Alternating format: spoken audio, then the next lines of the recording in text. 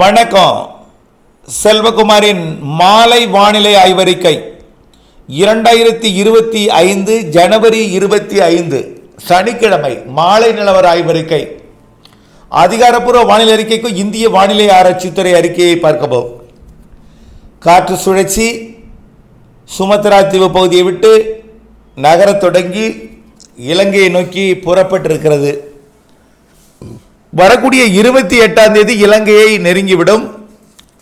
29ஆம் தேதி 28ஆம் தேதி இலங்கைக்கு மழை பொழிவை தொடங்கிவிடும். 29ஆம் தேதி தென் மாவட்டங்களுக்கு முதல்ல மழை பொழிவை தொடக்கும் என்று எதிர்பார்க்கப்படுகிறது.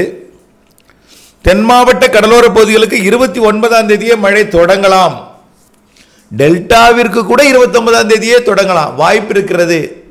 29 வரை நீங்கள் அறுவடையை தள்ளி போட்டுக் கொண்டிருக்க வேண்டாம்.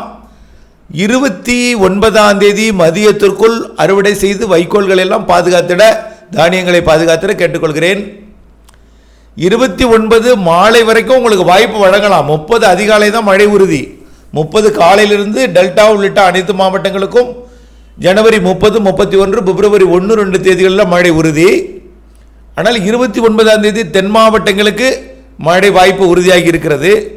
அதே நேரத்தில் டெல்டா மாவட்டங்களுக்கும் மழை வாய்ப்பு அமையலாம் 29ஆம் தேதியே.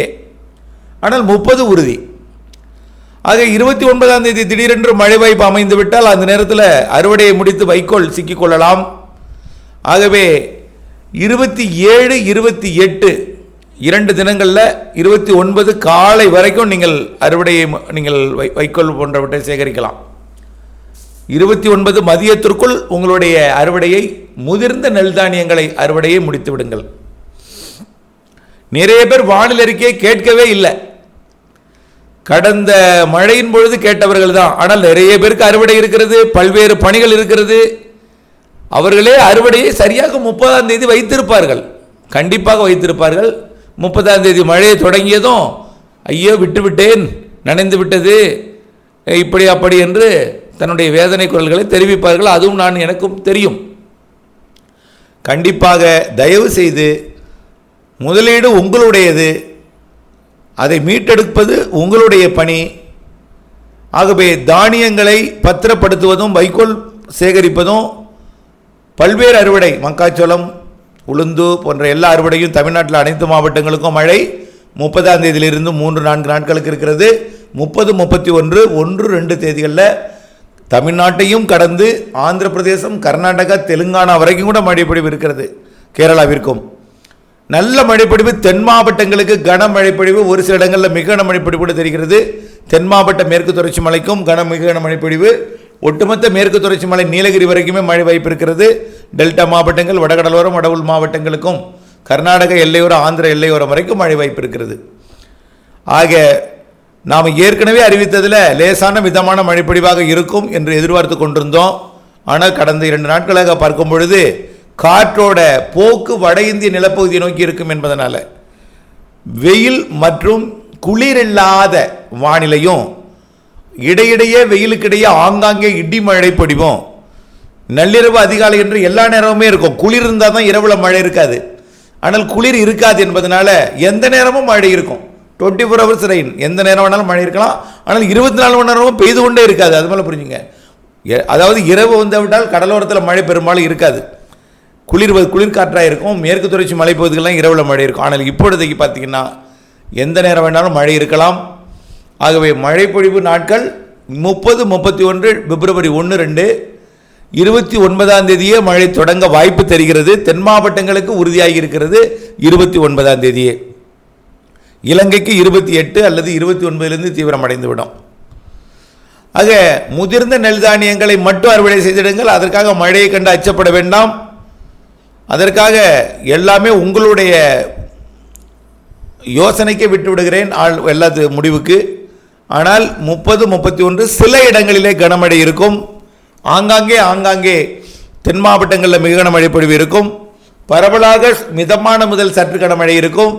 கர்நாடக எல்லையோரம் கூட மிதமானது முதல் சற்று கனமழை ஆங்காங்கே இருக்கும் என்று எதிர்பார்க்கப்படுகிறது. மழையோட தீவிரத்தன்மை சற்று அதிகரித்திருக்கிறது. மழை பொழிவின் அளவும் கூடுதலாக தெரிகிறது. அதாவது ஏற்கனவே தூறல் நனைக்க மழை என்று கர்நாடக எல்லையோரம் சொல்லியிருந்தோம். இப்போ மிதமான மழை பொழிவு வரைக்கும் பொழிவதற்கு வாய்ப்பு இருக்கிறது. திருவண்ணாமலை, கள்ளக்குறிச்சி, விழுப்புரம் போன்ற மாவட்டங்களில் உளுந்து அறுவடை, நெல் அறுவடை, பல்வேறு பணிகள் நடந்து கொண்டிருக்கிற நிலையில் திட்டமிட்டு கொள்ளுங்கள் அறுவடையை. அதேபோல் விதைப்புக்கும் அதே போல தான். உங்களுடைய நிலத்தின் தன்மை எல்லாம் உங்களுக்கு தான் புரியும். ஆனால் மழை பொழிவு 30, 31, பிப்ரவரி 1, 2 தேதிகளில் இருக்குது. முதிர்ந்த நெல் தானியங்களை அறுவடை செய்யும் பொழுது முதிராத நெல் தானியங்களை பற்றி சற்றே குழப்பமடைய வேண்டாம். 3ஆம் தேதியிலிருந்து 9ஆம் தேதி வரை இடைவெளி இருக்கிறது. அடுத்த சுற்று இடைவெளி 10ஆம் தேதி மழை வரும் என்று எதிர்பார்க்கப்படுகிறது. 10, 11, 12, 13, 14ஆம் தேதி பிப்ரவரியில் மழை இருக்கும். கொஞ்சம் தள்ளி போகிறது. ஏன்னா இதுலேயும் தள்ளி போகிறது. 28 எதிர்பார்த்தது 30ஆம் தேதி ஆகிருக்கிறது. அதனால் அதுலேயும் 9ஆம் தேதி 8ஆம் தேதி எதிர்பார்த்தது 10ஆம் தேதியாக தள்ளி போகிறது. 10, 11, 12, 13ஆக இருக்கும் பிப்ரவரியில். அதனால் 3ஆம் தேதியிலிருந்து 8ஆம் தேதி 9ஆம் தேதி வரை இடைவெளி இருக்கிறது பிப்ரவரிலையும். அதில் அறுவடை செய்யலாம். மீண்டும் 10ஆம் தேதிக்கு மேல் ஒரு மழை இருக்கிறது. அதற்கு பிறகும் இடைவெளி இருக்கிறது.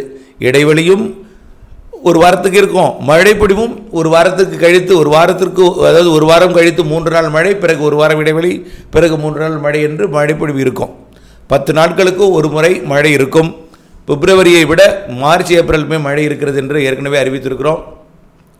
ஆகவே மார்ச் மற்றும் ஏப்ரல் மாதத்தில், அதாவது மார்ச் மாதம் சூரியன் குத்துக்கதிர் வந்ததும் மழை பொழிவு படிப்படியாக அதிகரிக்கும். ஏப்ரல் மேல கண்டிப்பாக ஒரு கனமழை பொழிவே இருக்கிறது.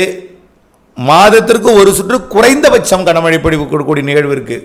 ஒரு சுற்று மழை 4 நாட்களுக்கு, மாதத்துக்கு 4 நாள் கனமழை, ஏப்ரலில் 4 நாள், மேலே 4 நாள் இருக்குது.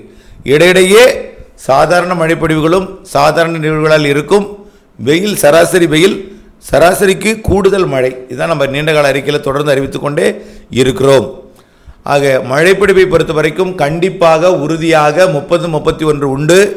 29 தென் மாவட்டங்களுக்கு, 28 முதல் இலங்கைக்கு, டெல்டா மாவட்டங்களுக்கு 29 வரலாம் என்பதை நினைவில் கொண்டு, கருத்தில் கொண்டு, வரலைனால 29ஆம் தேதி, 30ஆம் தேதி பொழுது விடியும் பொழுது மழையுடன் பொழுது விடியும் 30ஆம் தேதி என்பதை நினைவில் கொள்ள வேண்டும்.